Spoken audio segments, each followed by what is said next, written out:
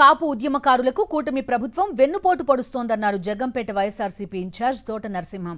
పవన్ కళ్యాణ్ ను నమ్మిన కాపు ఉద్యమకారులు జనసేనలో చేరారని, ఇవాళ వారు జనసేనలో ముఖ్య నాయకులుగా ఉన్నారన్నారు.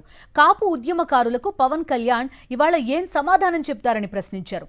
తుని కేసుపై న్యాయస్థానం తీర్పును సవాల్ చేస్తున్నారంటే కాపులపై కూటమి ప్రభుత్వానికి ఎంత ఆక్రోశం ఉందో అర్థమవుతోందన్నారు. రెడ్ బుక్ లో కాపులను అణచివేయాలని రాసే ఉంటారన్నారు. కాపులంతా కూటమి ప్రభుత్వం తీరు పై ఆలోచించాలన్నారు తోట నరసింహం.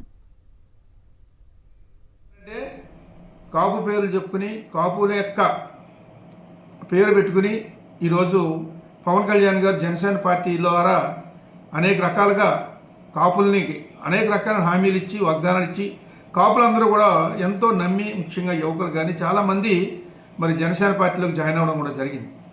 ఈరోజు ఈ ఉద్యమకారులు అనేక మంది జనసేనలో ఉన్నటువంటి శాసనసభ్యులుగా ఉన్నారు, మరి ప్రముఖ నాయకులుగా ఉన్నారు.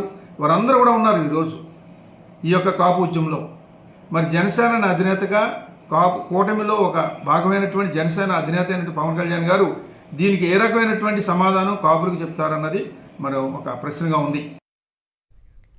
కాపులను ఇబ్బంది పెట్టే పరిస్థితులను కూటమి ప్రభుత్వం కల్పిస్తోందన్నారు వైఎస్ఆర్సీపీ అధికార ప్రతినిధి ఉంగరాల సంతోష్. గత ఎన్నికలకు ముందు తనను విమర్శించారన్న అక్కసుతో ముద్రగడపై పవన్ కళ్యాణ్ కక్ష తీర్చుకుంటున్నారన్నారు. 40 years ఇండస్ట్రీ అని చెప్పుకునే చంద్రబాబు ఇవాళ పవన్ కళ్యాణ్ చేతిలో కీలుబొమ్మగా మారారన్నారు. అణగదొక్కాలనే ఆలోచనతోనే కాపులపై ఆనాడు చంద్రబాబు సర్కార్ అక్రమ కేసులు బనాయించిందని, కేసులను పరిశీలించిన మాజీ ముఖ్యమంత్రి వైఎస్ జగన్ వాటిని ఎత్తివేశారన్నారు. కాపు ఉద్యమకారులపై ఉన్న కేసులను తిరగదోడి వారిని లొంగదీసుకోవాలని చంద్రబాబు కుట్ర పన్నుతున్నారని సంతోష్ అన్నారు.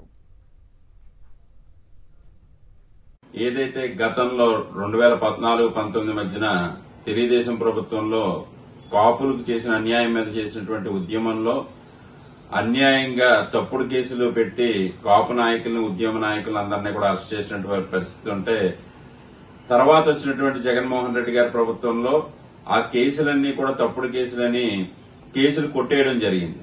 మరి ఆ కేసులు ఈ రోజు మళ్లీ చంద్రబాబు నాయుడు గారి కూటమి ప్రభుత్వం ఈ రోజు మళ్లీ తిరగదోడుతా ఉంది.